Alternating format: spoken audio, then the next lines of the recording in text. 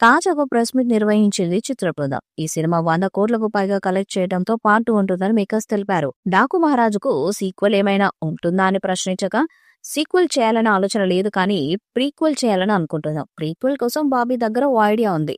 ఆ ఐడియా నాకు చాలా నచ్చింది. దానిపై మీద వర్క్ చేస్తున్నాం అని నిర్మాత నాగవంశీ వెల్లడించారు. బల్వంత్ ఠాకూర్ మైనింగ్ బిజినెస్ కారణంగా చంబల్ ప్రాంత ప్రజలు నీటి కష్టాలను అనుభవిస్తుంటారు.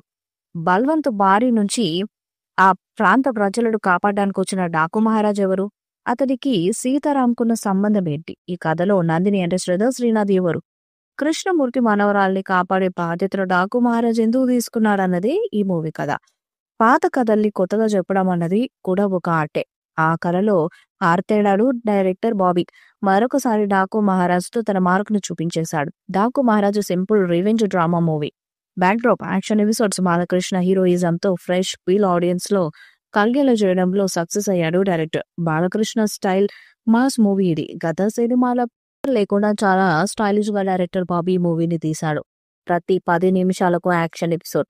బాలకృష్ణ క్యారెక్టర్ లోని వేరియేషన్స్, ట్విస్ట్లతో చివరి వరకు ఫ్యాన్స్ కు మంచి కిక్ ఇచ్చారు. ఓవైపు బాలకృష్ణను లార్జర్ దెన్ లైఫ్ క్యారెక్టర్ లో చూపిస్తూనే మరొక వైపు ఫ్యామిలీ ఆడియన్స్ కు నచ్చేలా ఆవిష్కరించాడు. రక్తపాతం, హింస విషయంలో లిమిట్స్ దాటకుండా చాలా స్టైలిష్ గా సెటిల్డ్ గా క్యారెక్టర్ ను బిల్డ్ చేయడం బాగుంది. అడవిలో వచ్చే మాస్ ఫైర్ తో బాలకృష్ణ క్యారెక్టర్ ఎలా ఉండబోతుందో హింట్ ఇస్తూ ఈ సినిమా మొదలవుతుంది. ఆ తర్వాత కృష్ణమూర్తి, త్రిమూర్తుల మధ్య గొడవకు సంబంధించిన సన్నివేశాలతో ఆరంభం కాస్త నత్తనడకన సాగుతుంది.